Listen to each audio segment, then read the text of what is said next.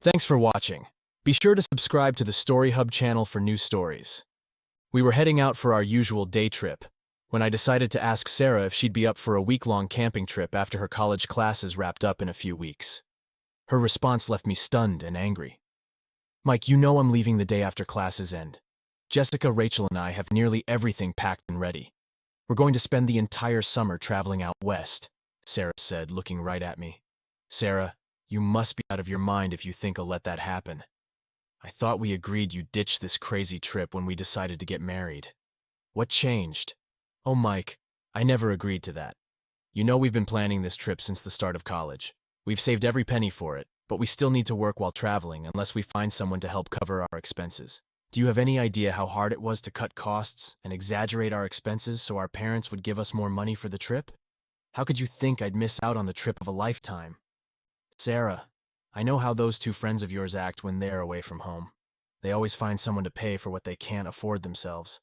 When they've had a few drinks, they end up flat on their backs like dead cockroaches. I have nightmares about seeing them in compromising positions after your girls' nights out. I don't want you going out alone with them here, let alone spending the entire summer with them." "You miserable scoundrel. Those are my best friends. I won't let you talk about them like that. I'm sorry, dear, but the decision is final. You knew when we started dating that I planned this trip. Nothing has changed. You go on your reserve trips, and I trust you. What's different here?" "Sarah, you know the difference. I'm a citizen soldier.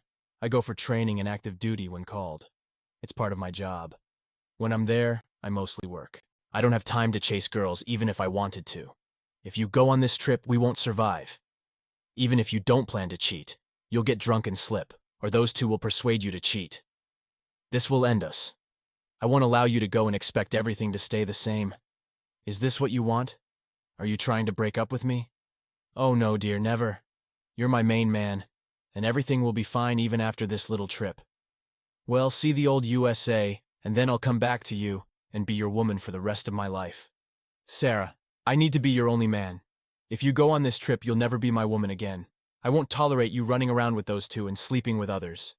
"Oh, silly, of course. I'll be your woman. I told you I'd come home and you'll be my main man. Now calm down. I don't want to talk about it anymore." The rest of the evening was a blur. We went to the movies as planned, but I couldn't remember the film or any conversations we had. My mind was occupied with thoughts about Sarah, her friends, and her insistence on this trip. I also reflected on some of her remarks over the past year, which showed a certain disdain for me and a selfish attitude. I was surprised to see the credits rolling on the screen and people leaving the theater. Sarah stood up, took my hand, and we headed out. We didn't stop for a snack or drink at our usual spot after the show. I just drove Sarah home, walked her to the door, and turned to leave. She grabbed my hand, pulling me back. "Mike, what's wrong with you? We didn't stop for dinner and drinks as usual, and now you're just leaving me at the door. Aren't you coming in as usual? I was really looking forward to you staying the night." "No, Sarah, I'm not coming in. I don't know when I'll come again, if ever. You need to decide what you want before I do this again. But I promise you one thing. If you go on that trip with your friends as you plan, I promise you'll never see me in your house or bed again." I left. Sarah reached for me again but couldn't catch me. She took a few steps after me, then cried out, "Mike, you didn't even kiss me goodnight. Why are you acting like this?" She glared at me as I opened the door to my old Ranger and looked at her over the roof. As I started to get in the car, she yelled, "Damn you, Mike! Just go and sulk! I'm going on that trip and that's final. When we get back, we can set the wedding date. Now deal with it and stop sulking." Sarah closed the door to her house before I drove away. She looked up at her two best friends standing and watching her, both with smiles on their faces. Rachel said, "Seems like he didn't take it too well, huh?" Sarah shook her head. "No," then smiled a little. She said, "He'll get over it. He always does when I insist on something. Besides, he knows he can't find a girl like me." She laughed and continued, "Of course, if I ever find out he's sleeping with someone else, I'll make sure he doesn't have sex for a very long time." Jessica laughed and said, "And you think that's fair?" "Shut up. You know I don't share my man with anyone." Rachel laughed and said, "You shared Jake with me on Wednesday night." "Well, that was just a one-time thing. Mike is my man, and I don't share him. I don't care about other men in my life. I'm not going to marry any of them. I'm just going to sleep with them. Now, girls, where are we stopping first? I think maybe Butte or Bozeman, Montana. I want to ride a cowboy before we get more educated idiots between our legs again. I never called or saw Sarah until she left with her friends on the trip of a lifetime. The day after they left, I drove to her apartment to ensure she was gone. The apartment was empty. I then drove to Sarah's parents' house to check if she was there. I didn't want to waste gas, but I needed to be certain she was gone. It was just over 100 miles, and my little 4-cylinder Ranger got almost 26 miles per gallon, so the cost wasn't critical. Besides wanting to ensure Sarah was really gone, I needed to return all her stuff left in my apartment. I had no intention of seeing her again, and certainly didn't want her personal things in my house. When I arrived at Sarah's parents' house, her father informed me she had left as planned. From the conversation, I understood that Mr. Stevens was no happier about his younger daughter than I was. It took about 15 minutes to transfer her things home. I shook her father's hand and drove back to my lonely apartment. I was 2 years older than Sarah, but a year behind her in college. I had just finished an associate's degree in construction management and planned to get a bachelor's degree in project management. After a few years of experience, I hoped to start my own construction company. I was also a staff sergeant in the National Guard's engineering company. Thanks to my side jobs, GI Bill, and reserve pay, I had managed to get this far in college without debt. I lived in a dump, of course, but I paid my bills myself. I had no close relatives and no savings, so I paid as I went or risked significant debt to cover college expenses. When Mike's parents passed away, their construction company went under. All their savings and property were used to cover the costs of the car accident. The only thing his father left him was an 80-acre plot of land, a legacy from his grandparents. There was no house on the land, just a small old building where a few pieces of machinery were stored. Whenever he went to his farm, he either slept in the machine shed or by the small creek in a cave. After leaving Sarah's house, Mike broke the lease on his tiny apartment. He moved all his belongings to the farm and started living there. He continued to attend his reserve drills and summer camps, but mainly stayed on his little piece of land. Initially, he spent his days lounging around, fishing, swimming, drinking, and feeling sorry for himself. This phase of self-pity lasted almost a week before his depression lifted, and he returned to his usual exercise routine. Being a staff sergeant in the reserves, he needed to stay fit to perform his duties properly. 3 weeks of inactivity led to boredom. Mike headed to the machine shed and inspected the equipment. He knew the old tractor would start since he often used it to mow the grass and weeds around the area. It was still early enough to plow the land and plant a late crop of soybeans. Though he would have to hire someone to harvest the crop, he figured it would give him something to do and maybe earn a few extra bucks. Mike hooked up the plow and drove to the field.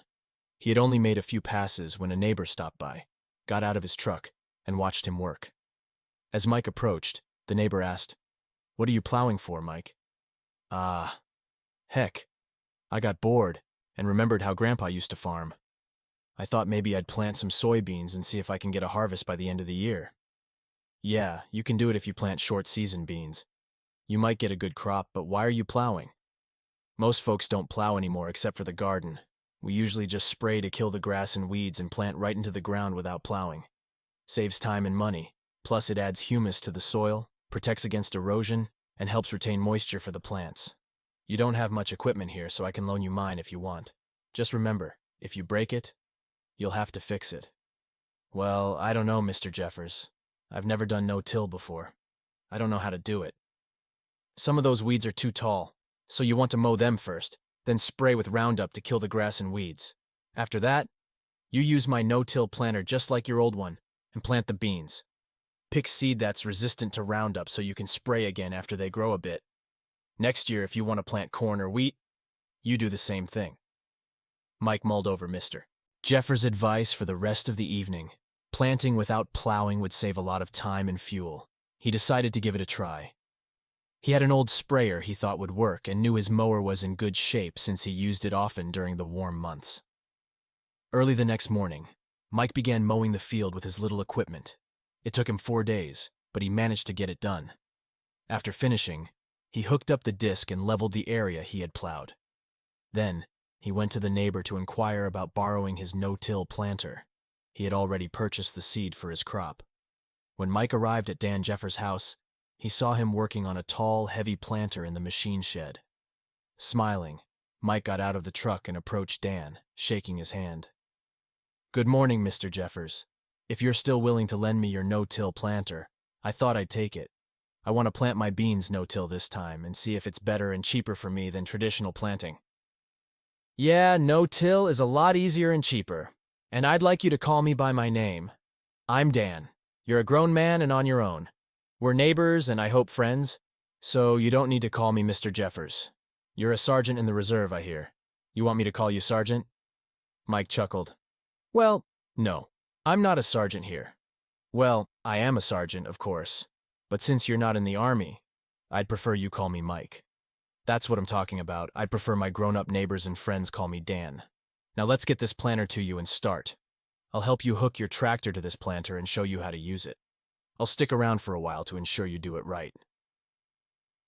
With Dan's help, it only took Mike 2 days to plant the beans, despite the initial delay. He made sure to clean the planter thoroughly before returning it to Dan. Next, Mike needed to find the money for fertilizer and spread it on the field. He started by taking soil samples from all over the field and taking them to the district agent for testing to determine the appropriate fertilizer and lime mix needed. To his relief, lime wasn't required, and the fertilizer needed was minimal. He bought the fertilizer from the local co-op and used one of their spreaders to apply it to the field. After nearly 2 weeks of long, hot days of work, Mike finally found time to sit in front of his cave and relax. He was pleased with his efforts and looked forward to harvesting a cash crop in the fall. He sat and listened to the little creek flow down the hill by his cave, the lowing of cows in the background, and the sound of machinery working in the neighbor's field. Mike relaxed, letting his thoughts wander while enjoying the soothing sounds of his rural home. His thoughts drifted to Sarah. He wondered what she was doing now, and if she was getting as much attention as he suspected. The thought gnawed at his soul. He knew he would never know what she did during her trip, unless she or one of her friends accidentally revealed something and word got around. He was still unsure what he would do when she returned. He was almost certain they were done, but there was a slim chance they weren't. He needed to think about it. The main problem was trust. He had seen the three of them drink and dance. They were wild. A few times he suspected Sarah would have let a man take her home if he hadn't been there. In his mind, she spent too much time dancing and flirting with other men. Some of Mike's short tours and deployments had also caused friction between him and Sarah. Twice during his tours, Mike received messages that Sarah had been seen with other men, looking and acting as if she was on a date and being overly friendly. During one deployment, a friend sent him a letter detailing Sarah's escapades and included a rather poor quality photo as proof. Another friend told Mike, after his return home, that he had personally seen Sarah cuddling with 3 different men at various parties while Mike was in Iraq. When Mike asked Sarah about these reports, she, of course, denied dating other men during his absence. Although Mike decided to accept her explanations, a small seed of doubt remained. He knew his friends hated Sarah enough to tell him anything that would make her look bad, but where there's smoke, there's fire. Mike was almost sure Sarah had at least seriously flirted and danced with other men while he was away. But then again, almost everyone flirts occasionally during parties. After downing a pack of his favorite beer, Mike came to a conclusion about his life with Sarah. He realized he didn't trust her anymore and wasn't even sure he still loved her. If he truly loved her, he thought, the pain from her perceived betrayal and her trip would be greater. Mike wasn't certain he loved her enough to marry her, even if she hadn't gone on that trip. He was almost sure she didn't love him.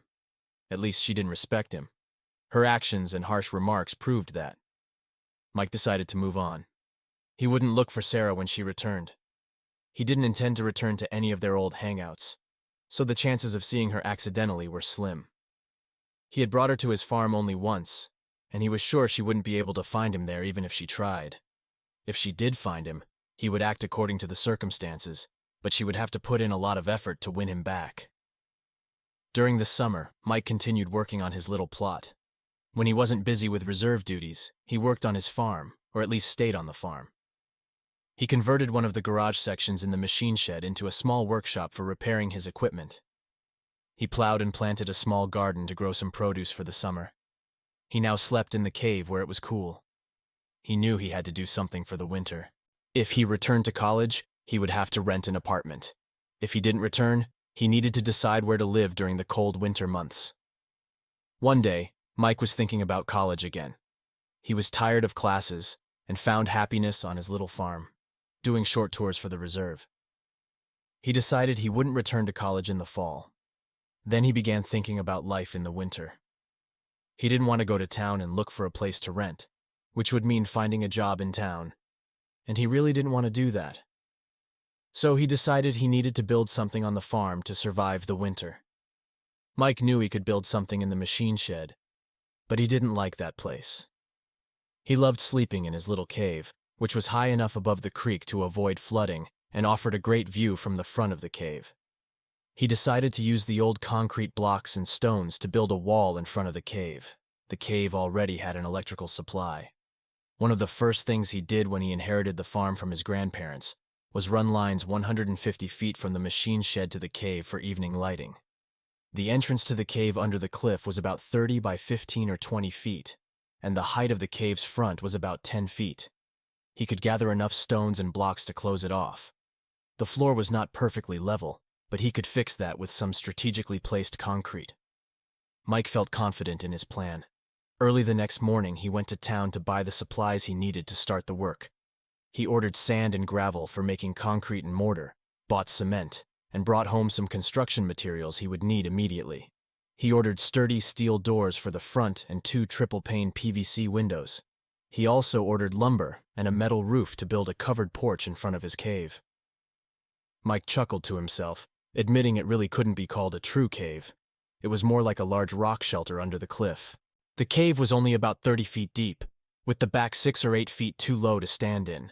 Mike planned to close off the back part of his shelter with a wall 6 feet high, installing another steel door to access the back part, which he would use for storage if needed.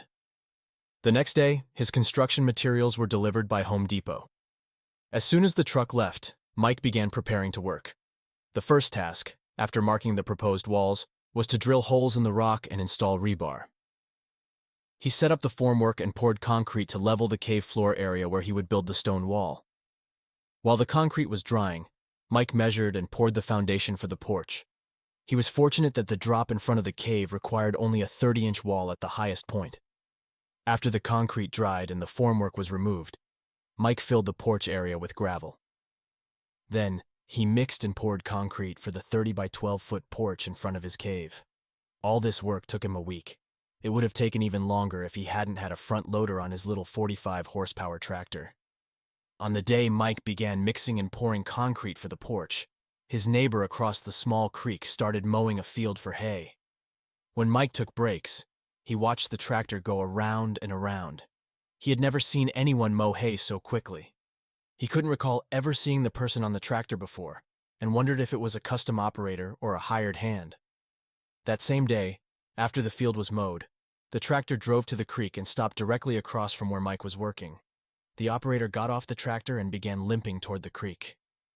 As they walked, they took off their shirt. When they reached the creek, the operator stopped, removed their shoes, and dropped their long pants. Mike's curiosity got the best of him. He watched intently as the operator revealed themselves to be a woman. She had short dark hair and a lithe, athletic build. She waded into the creek, seemingly oblivious to Mike's presence. Mike, trying to be respectful, turned his attention back to his work, but he couldn't help but glance back occasionally. The sight of her was a welcome distraction from the laborious tasks he had been undertaking all week. As the day wore on, Mike continued with his construction, feeling a bit more energized. The woman finished her dip in the creek, got dressed, and climbed back onto her tractor. She gave a brief wave in Mike's direction before driving off. Mike waved back, a slight smile on his face, feeling a bit more connected to his rural surroundings. That evening, as he sat on his new porch, Mike felt a sense of accomplishment. He had turned a simple cave into a potential home, a place where he could build a future. He was excited about what lay ahead, feeling more determined than ever to make his farm a success. The encounter with the mysterious woman had added a spark of intrigue to his otherwise solitary life, making him wonder what other surprises his new home might hold. Mike watched in astonishment as the tractor operator, a very beautiful woman, looked at him for a moment before wading into the creek and dipping into the small, deep pool. The deep part of the creek where she tried to swim wasn't really deep enough for swimming. It was maybe 12 feet wide and 15 feet long, reaching chest deep at its deepest point and shallower from there. Once she was thoroughly wet, the woman lay on her back and floated in the cool water. Mike found himself staring instead of working. Finally, shaking his head slightly, he returned to his work. For the next 30 minutes, Mike mixed concrete in his small electric mixer and poured it onto the new porch floor. He had 3 or 4 mixes left to finish the day's work when he heard movement. Then a voice said, "Hi, I'm Fiona Morgan. I know it's none of my business, but what the heck are you doing to the old cave?" Mike replied, "Nice to meet you. I'm Mike Thompson. I decided to turn the front part of the cave into my house. Right now, I'm pouring the porch floor. I really need to keep working while the concrete is still wet, or it won't set properly." "Cool. I always liked playing around the cave when I was a girl, and we came here to swim. Do you mind if I look around for a minute?" "No, please do. I'm almost finished. Then I'll clean up and jump in the creek myself. I'll even wear clothes tonight since you're here." Fiona turned and looked at him when Mike said that. She saw him smile and said, "Well, I hope so. I wouldn't want to use my official U.S. Army combat training on you." "You're in the Army?" "I'm a sergeant in the reserve. I've been in for a little over 6 years. What's your MOS? Military occupational specialty?" "I'm not in the Army now. You probably noticed that I don't walk like I should. Sergeant Fiona Morgan, retired, would be more accurate for me. I was a medic and got a little busted up on a mission. They sewed me back up, but as you can see, I don't move like I should, so I was discharged. I help my parents on the farm until I decide what to do with the rest of my life. I never had much interest in college, and there's little work here, so I'm just helping my parents until I figure out what to do next. Maybe I'll get my EMT certification and try to get on with an ambulance service. I enjoyed being a medic. And you?" "About the same. I told you I'm a sergeant in the reserve. I've been on 2 deployments and take all the short tours I can get. I plan to make the reserve my career. I got an associate degree in college but don't want to continue studying. These 80 acres were Grandpa's, and I inherited them when he died. I was lucky he lived longer than my dad. Everything my parents had went to pay their bills after they died in a car accident. Everything you see is all I have in the world, and it suits me fine. I plan to live here like a hermit, grow everything I can on the farm, take all the short tours I can get in the reserve, and then retire." Fiona smiled and said, "It sounds like you have a good plan. I envy you, Mike. This place is beautiful, and it must be nice to live in such peace and quiet." Mike nodded. "It is. It's hard work, but it's rewarding. I feel at home here." Fiona looked around, taking in the surroundings. "Well, if you ever need a hand, let me know.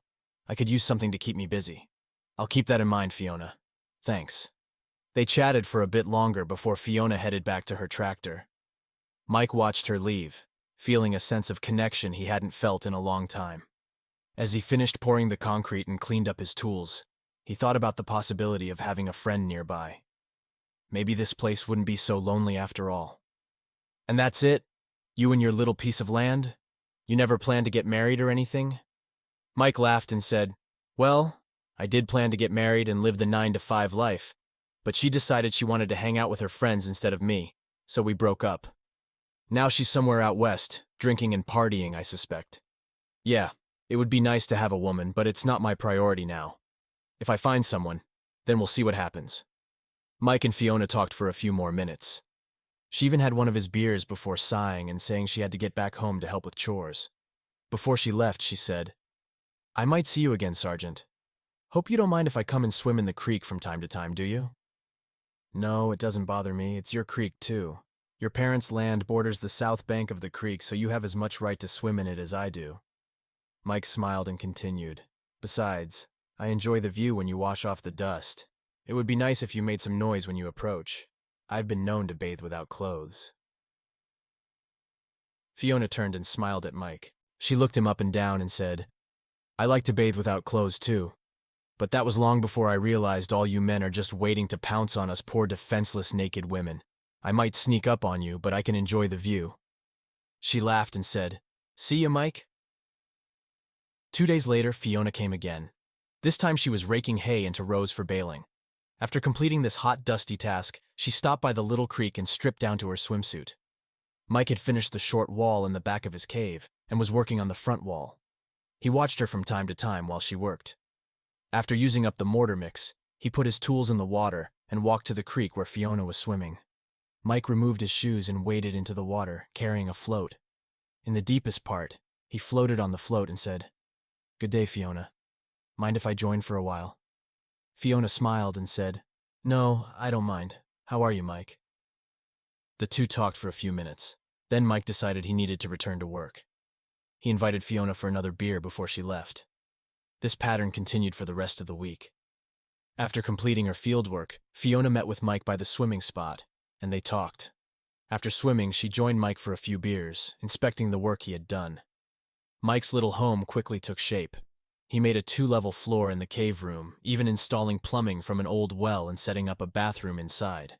It was a challenge to cut enough stone to install the water and drainage pipes deep enough to prevent freezing, but he was proud of his work when he finished. The room under the natural stone was 24 by 15 feet. The bed was in the far back of the small room.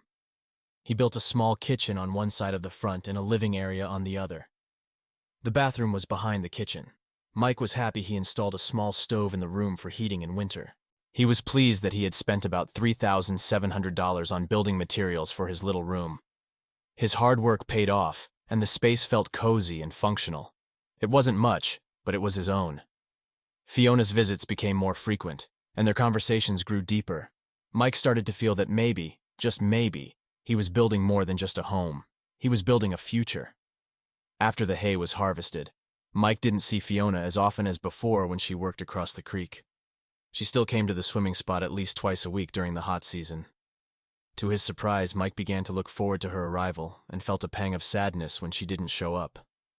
Finally, on a Wednesday, while they were swimming in the creek and drinking beer, Mike mustered up the courage to ask her out. Fiona looked at him in shock and said, "You're joking, right?"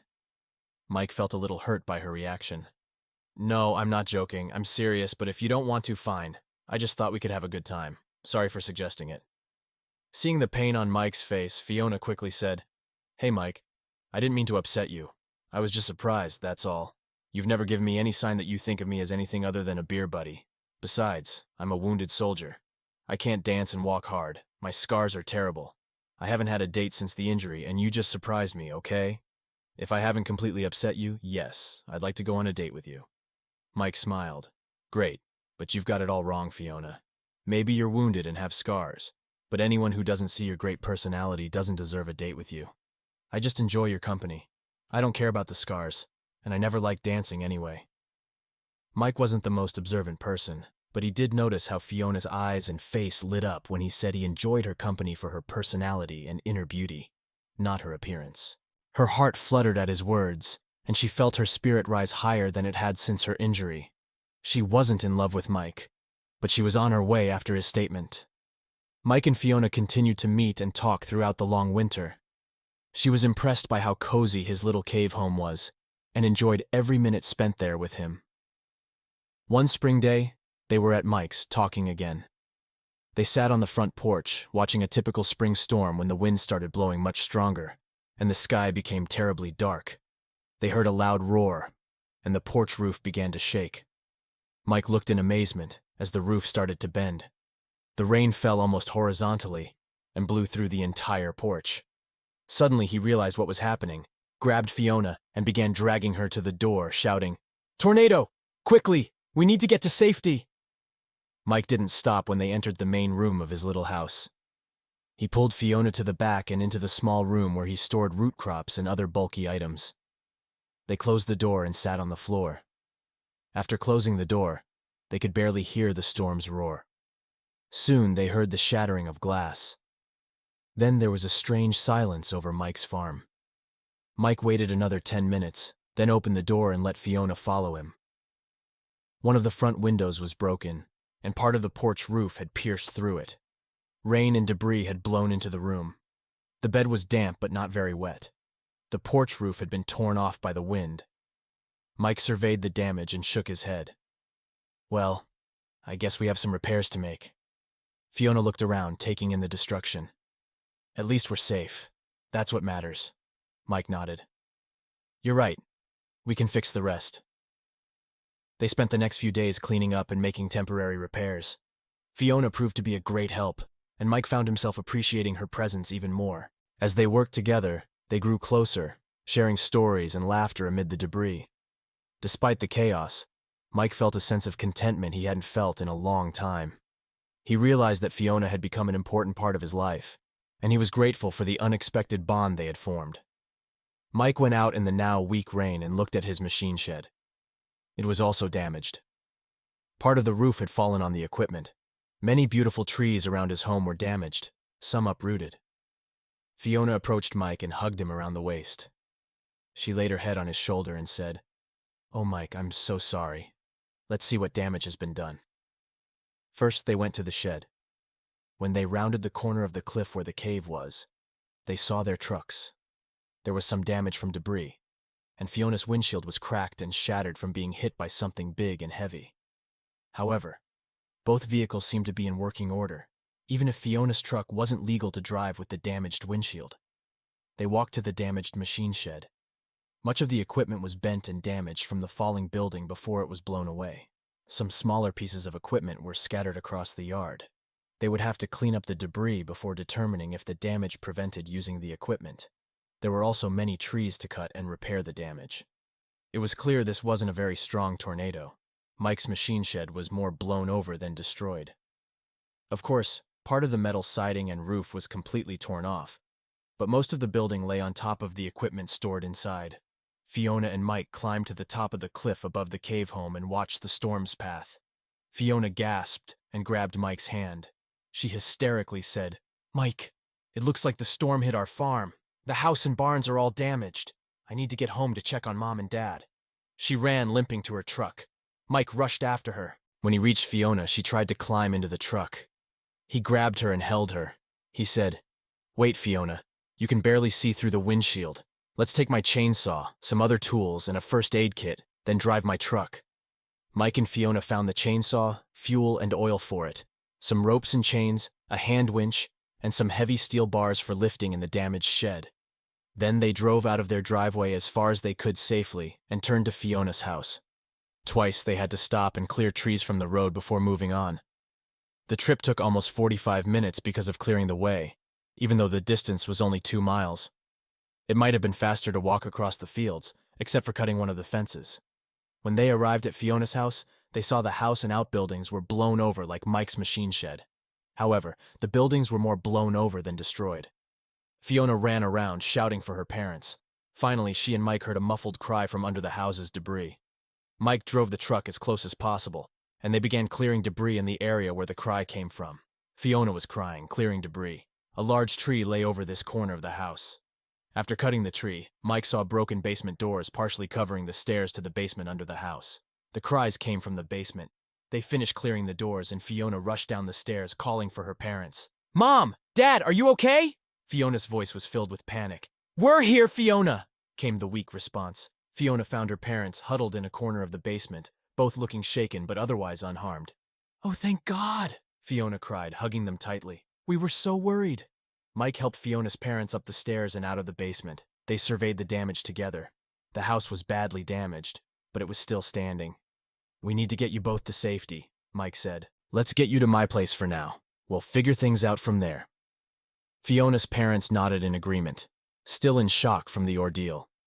They gathered a few essential items, and Mike drove them back to his farm. The ride back was slow and cautious, but they eventually made it. Once they were settled in, Mike and Fiona started planning the repairs. "We'll need to start by clearing the debris and making the house livable again," Mike said. "It's going to be a lot of work, but we'll get through it." Fiona nodded, her determination shining through. "We can do it, Mike. Together, we can rebuild." In the days that followed, Mike, Fiona, and her parents worked tirelessly to clear the debris and begin repairs. The community also pitched in, offering help and support. Despite the overwhelming task ahead, there was a sense of unity and hope. As they worked side by side, Mike and Fiona's bond grew stronger. They found solace in each other's company, and a renewed sense of purpose in their efforts to rebuild. The storm had brought destruction, but it had also brought them closer together, forging a connection that neither had anticipated. Through the hardships, they discovered the true strength of their relationship and the resilience of their spirits. Together, they faced each new challenge with determination and hope. knowing that, no matter what, they had each other. Mike followed her, carrying a flashlight. When he reached the bottom of the stairs, he saw Fiona hugging her father and mother. Mike approached Fiona and hugged her around the waist to support her as well. After the initial euphoria of the reunion, Fiona's father, Seth, began to climb out of the basement. When he reached the top of the stairs, he stopped and looked at his farm in shock. Fiona and her mother stood on each side and hugged his waist. Mike approached and was silent for a moment. After the three began slowly walking around the area, Mike followed Fiona. The rain was intensifying again, so he said, "Listen, it's getting dark here, and the rain is increasing. Let's all go to my place for the night. We'll figure out what to do in the morning and start rebuilding. My home isn't the most phenomenal or comfortable for all of us, but it will be dry and warm. I need to cover the broken window and then light a fire and settle in." The next morning, Fiona and her mother cooked breakfast on Mike's little stove. While eating, the four friends discussed how to rebuild their losses. Mike insisted Fiona and her parents stay with him until they rebuilt their own home.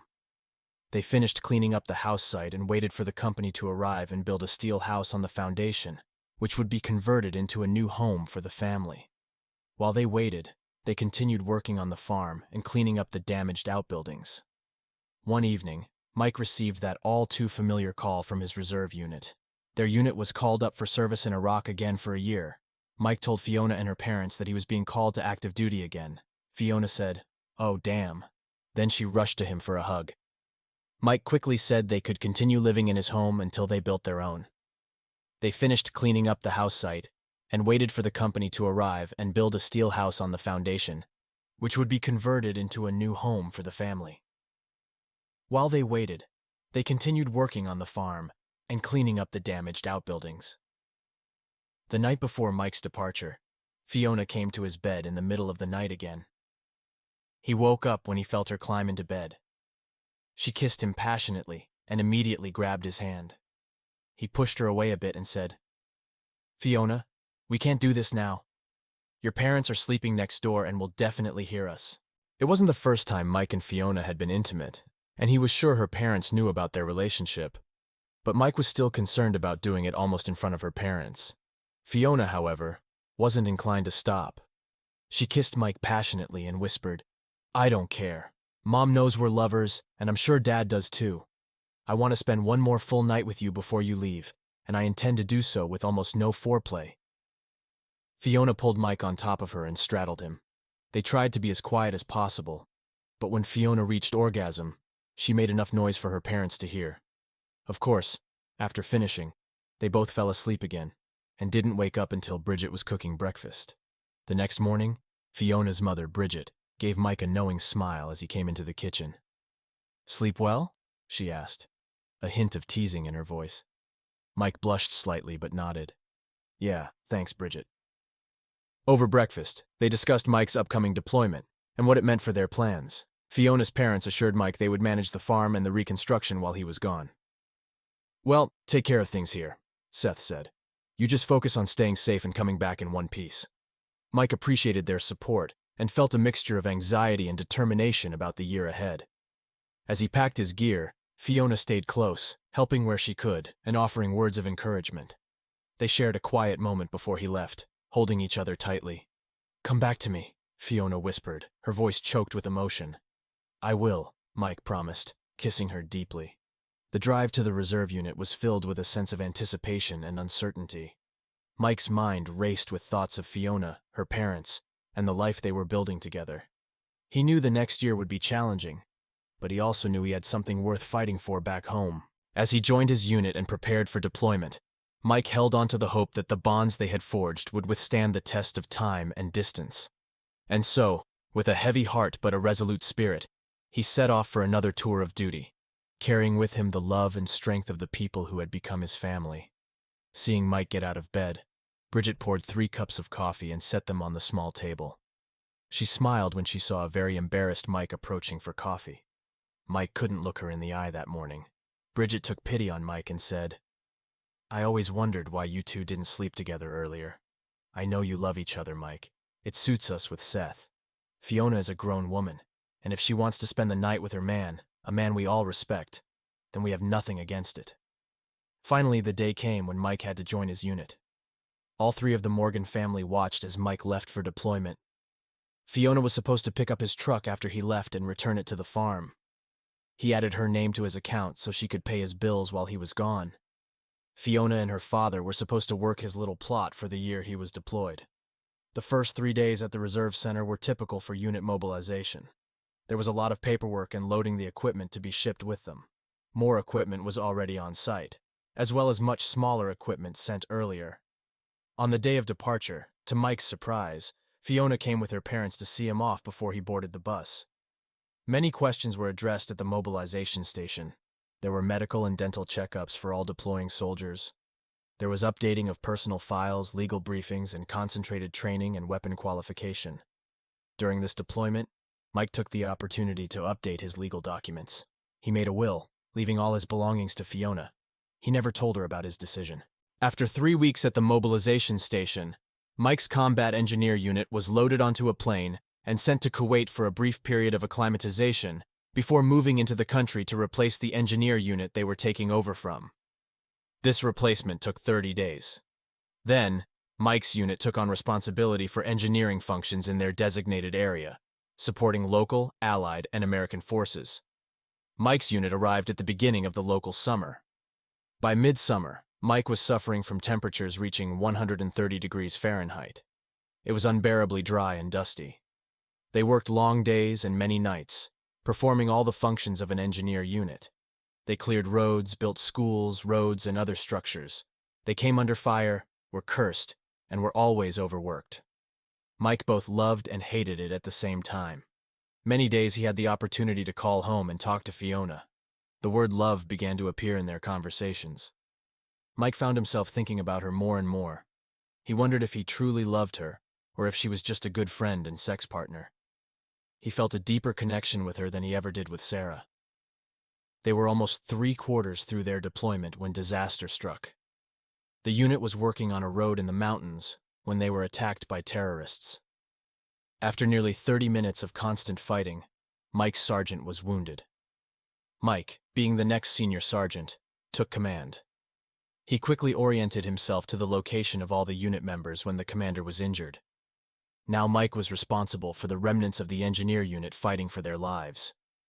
Mike noticed a decrease in fire intensity in one sector and led an attack on the terrorists' positions. He and 13 of his soldiers pushed into the gap and began advancing along the line of attackers. Requested support after the contact report finally arrived. Attack helicopters focused their fire to support Mike and his men. Within 10 minutes of Mike's counterattack, the terrorists were broken and began retreating in defeat. By the time reinforcements and rescue forces arrived, it was just a matter of finishing the cleanup and treating the wounded before evacuation. The battle had taken a toll on everyone, but Mike's leadership and quick thinking had saved many lives. As the wounded were evacuated and the area secured, Mike took a moment to reflect on what had just happened. The intensity of the situation had solidified his resolve and brought a newfound clarity to his feelings. He realized that Fiona meant more to him than he had ever acknowledged. She was more than a friend or a partner. She was someone he could see a future with. Back at the base, the unit was given a brief respite to recover.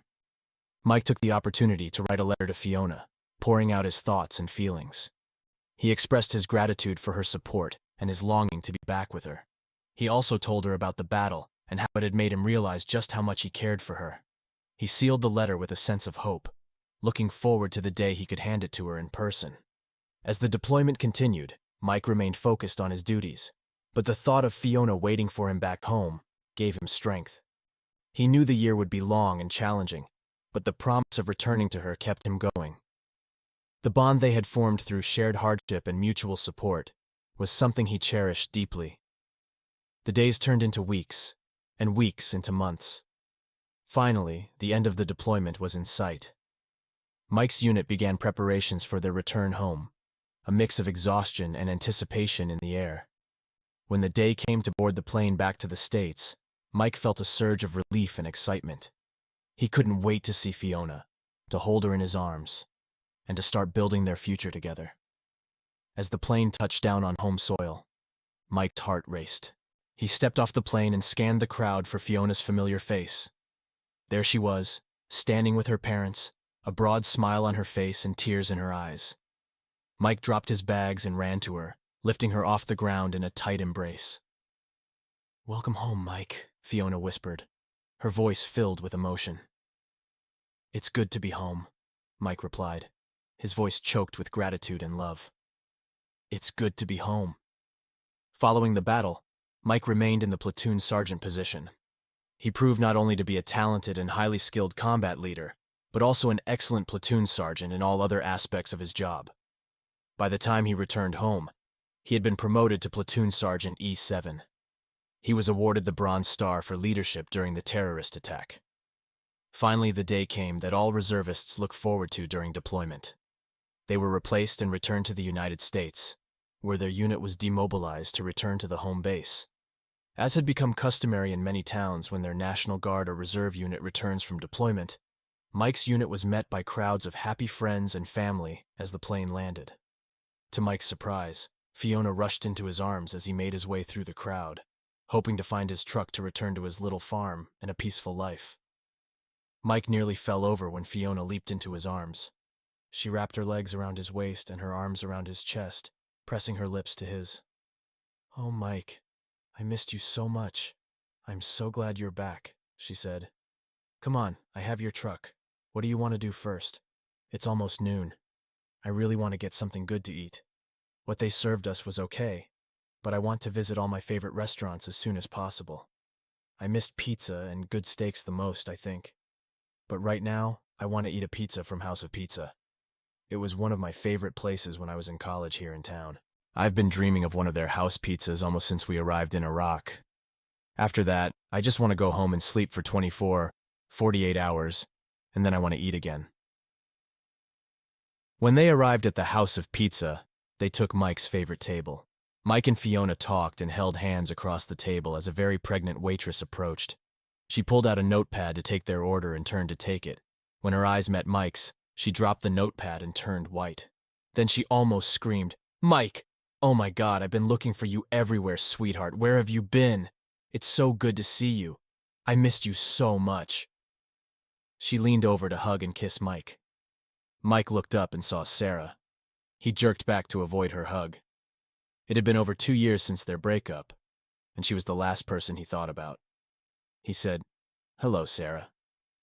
He glanced at her pregnant belly and continued, "I see you found a new boyfriend? Or is that the result of your running around with those girls you call friends?" Sarah fled in tears, disappearing into the kitchen. Soon another waitress came to their table and took their order with a scowl. Mike almost feared to place the order, afraid the food might be tampered with or made unsafe to eat. Sarah had a habit of doing such things during fits of anger to get revenge for some perceived slight. He looked at Fiona and said, "You know, I think we should just go. I lost my appetite after talking to your friend." Fiona, sensing Mike's discomfort, nodded. "Yeah, let's get out of here. We can find another place to eat." They left the restaurant and got back into Mike's truck. Fiona drove them to a small diner on the outskirts of town, a quiet place she knew would be a better spot for them to relax and enjoy their meal. They ordered burgers and milkshakes, and the atmosphere was much more pleasant. Mike felt the tension easing as they talked and laughed, catching up on all the little things they had missed during his deployment. After their meal, they headed back to Mike's farm.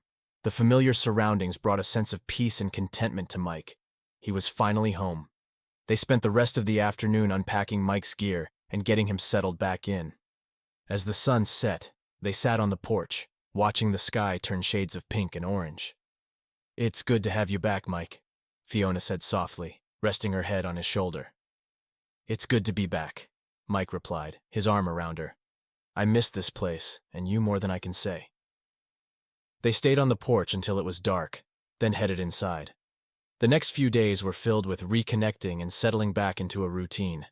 Fiona's parents were thrilled to have Mike home, and the four of them worked together on the farm, making repairs and preparing for the coming seasons. One evening, Mike decided to show Fiona the letter he had written while he was deployed. He handed it to her as they sat by the fireplace. "I wrote this while I was over there. I want you to have it." Fiona opened the letter and read it, tears welling up in her eyes as she took in his heartfelt words. When she finished, she looked up at him, her voice trembling. "Mike, this means so much to me. I love you." "I love you too, Fiona," Mike said, pulling her into a hug. As the days turned into weeks and weeks into months, Mike and Fiona's relationship grew stronger. The hardships they had faced together had forged an unbreakable bond. They continued to build their life on the farm, supporting each other through every challenge and celebrating each triumph.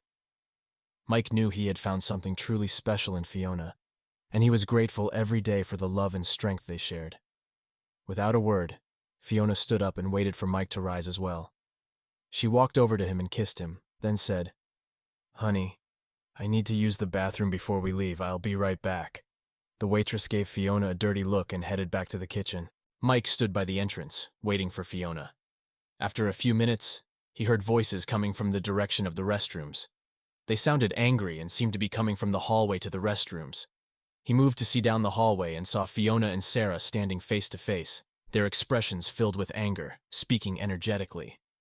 Mike moved toward the women. He was halfway down the hall when he heard Sarah say, "I still want to know what you're doing with my fiancé. You crippled little B****Shay. I heard his unit was called up, but now that he's back, I'm going to marry him, so you need to back off." Fiona laughed and replied, "Honey, he wouldn't marry you after what you did to him even if you were his last chance at marriage. I can't believe you were stupid enough to leave him in bed to run around with your scandalous friends. I know he promised you that if you did, he would never be your man again. What's the matter? You're looking for a daddy for your little bastard? And when you saw Mike, you decided you could convince him to take on that role?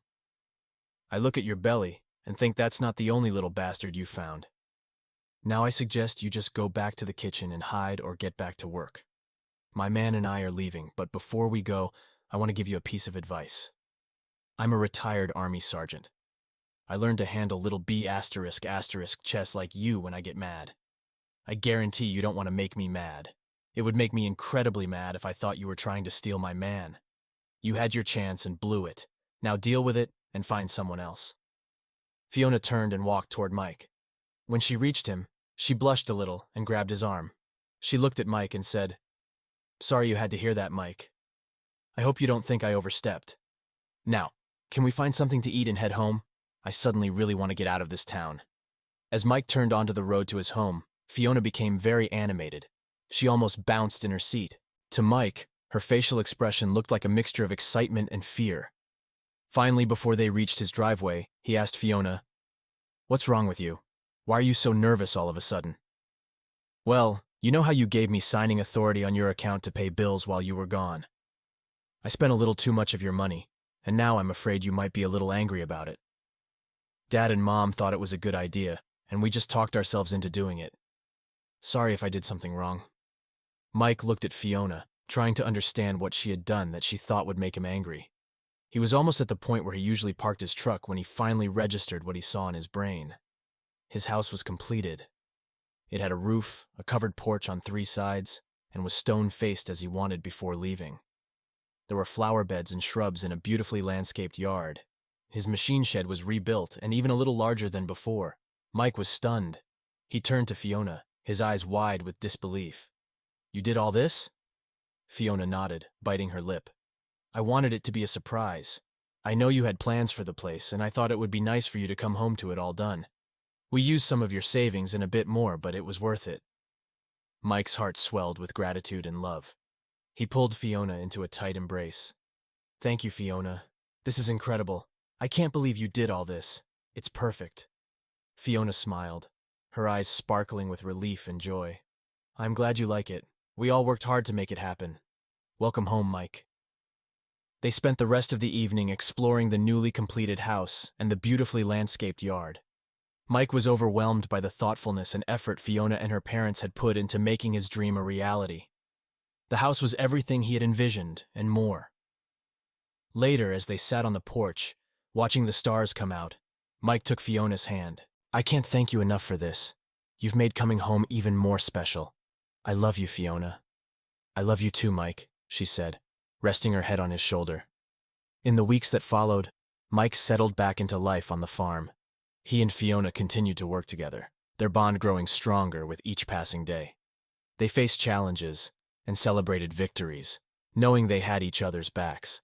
The love and support they shared made every day a little brighter. One evening, as they were sitting on the porch, Mike turned to Fiona with a serious look in his eyes.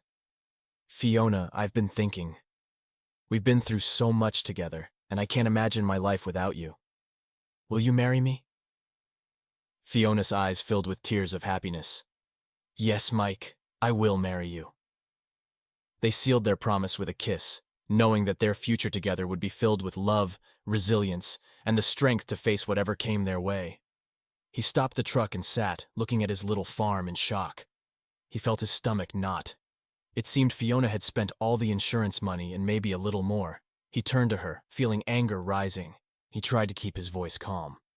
"Fiona, it looks like you spent all my insurance settlement and maybe some of the army pay deposited in my accounts. You knew I planned to do the work myself and save some of the money. I didn't want to spend all the money on the work. I wanted to upgrade my equipment too if it was possible." Fiona interrupted him. "No, Mike, I didn't. I wouldn't do that. I did exactly what you planned. I tried only to do what you wanted for the house and machine shed. I didn't spend a penny on labor. All the work was done by Dad, Mom, and me, or for free by our friends and neighbors. Many neighbors pitched in to help our local hero. Come on, I want to show you this. I know you'll love it. Please don't get mad until you see everything." Fiona pushed Mike toward the truck door. After they got out, she grabbed his hand and led him to the house. She hurried to the door and waited for him to enter the room built on the former porch. She went to his desk, pulled out the bank book, and handed it to him. Then she turned on the computer. When it booted up, she opened the Quicken program and showed him the report on all expenses for the rebuild. Mike was shocked by the balance shown on his accounts. Fiona had spent only half the amount he estimated the materials would cost. He sat in the chair by the desk and looked through several invoices and report pages. He turned to Fiona and asked, "How did you do it?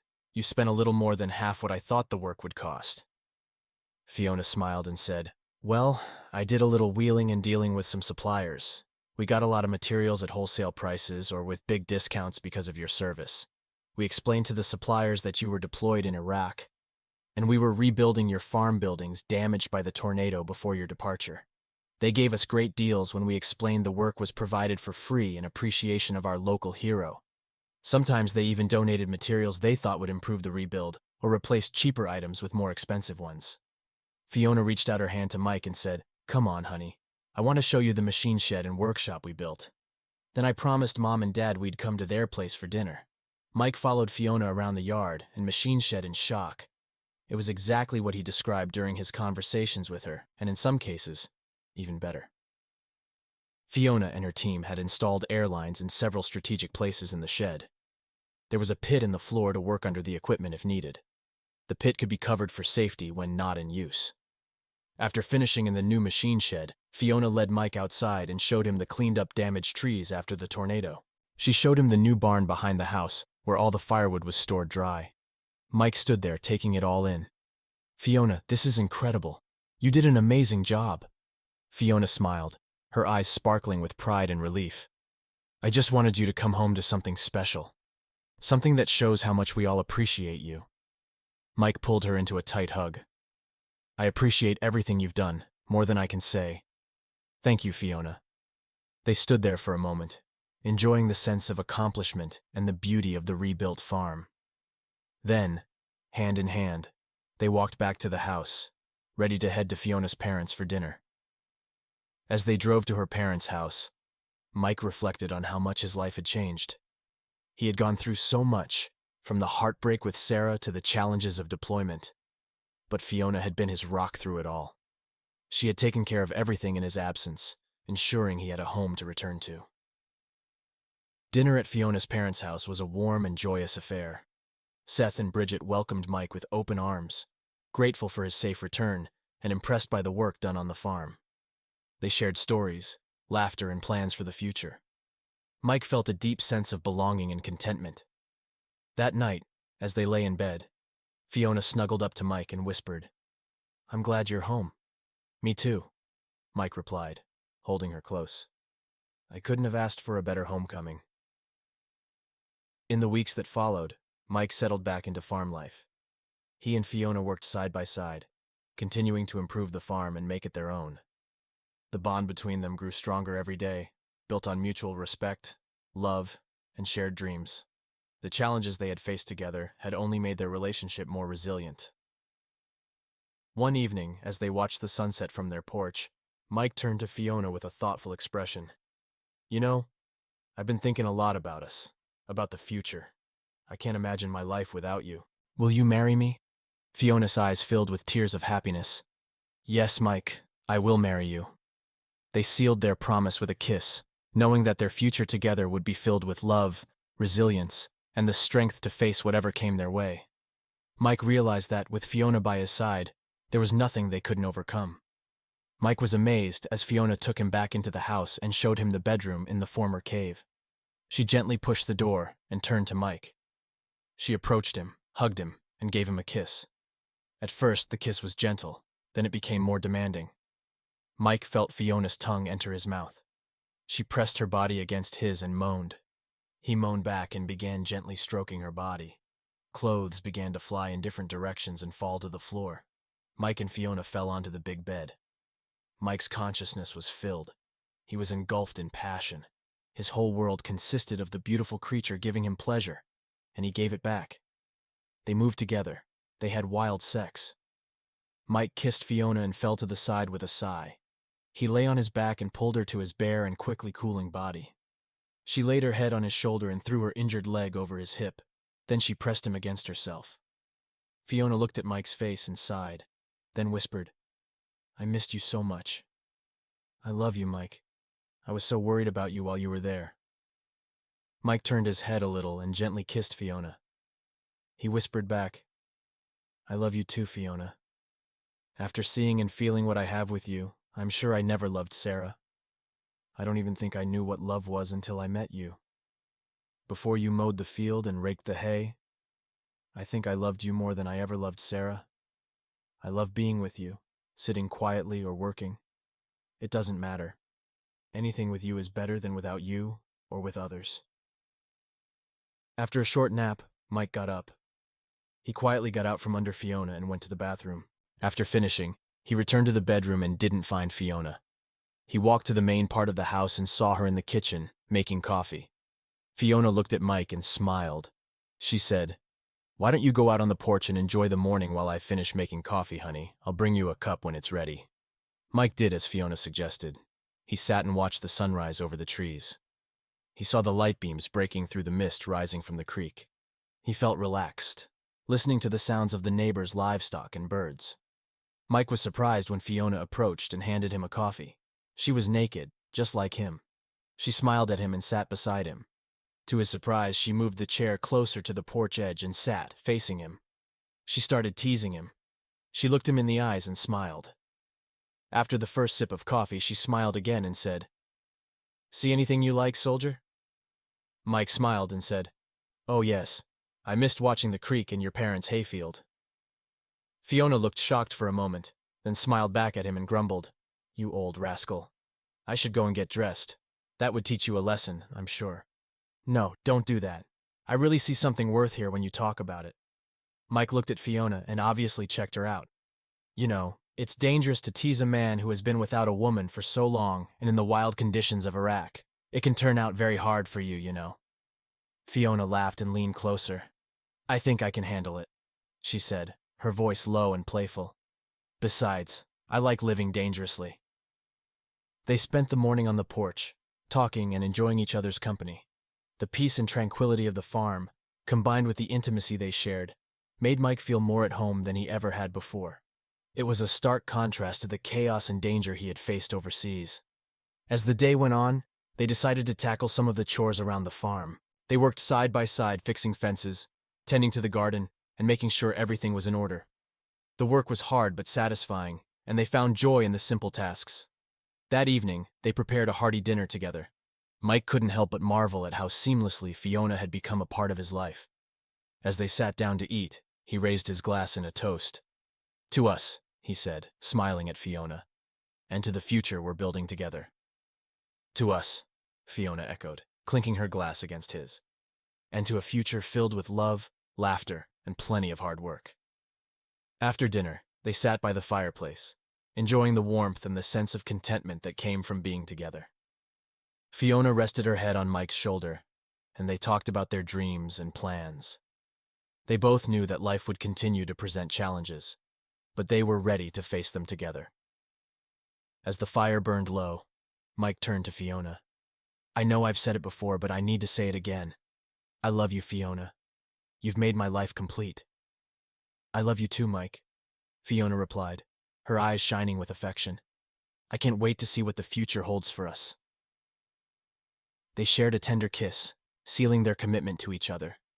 The journey ahead might not be easy, but with each other's support and love, they felt ready to take on whatever came their way.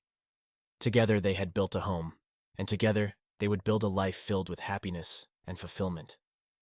Fiona laughed and said, "I hope so. I think we need to finish the coffee and introduce them to each other again before breakfast and the trip to my parents." After a passionate introduction, Mike and Fiona napped a bit before she made, and they ate a real breakfast. Fiona made biscuits, ham, eggs, and hash browns.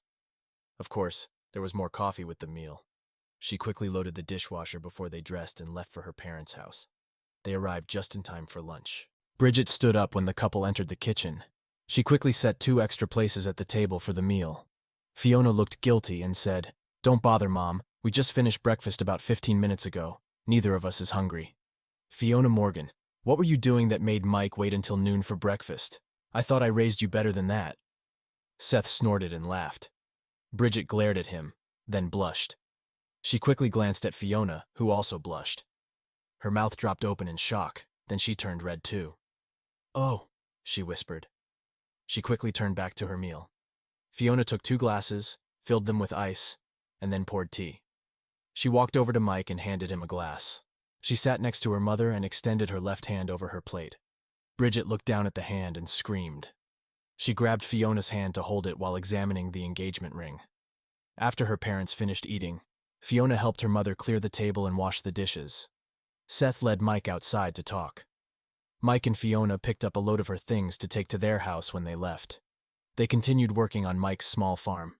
He remained in the reserve. They also helped on her parents' farm. Over the years, they took over full operation of both farms. After the birth of their second child, the 2 families swapped homes, and Seth and Bridget lived in Mike's old grotto house until they both passed away. Mike retired from the reserve after 40 years of service as a command sergeant major. Their younger son continued to work the combined farms. Mike and Fiona returned to the cave house and allowed their son and his family to live in the large main house. Throughout his life, Mike kept and honored 3 main promises. He promised Sarah that if she went on that trip, he would never be with her again. He promised to love, honor, and cherish Fiona until his dying day, which he did. He promised her father that he would take care of his daughter, and he did. Thank you for watching. What do you think about Mike's decision to leave Sarah and find love with Fiona? Tell us in the comments below. Don't forget to like, share, and subscribe so you don't miss incredible stories like this.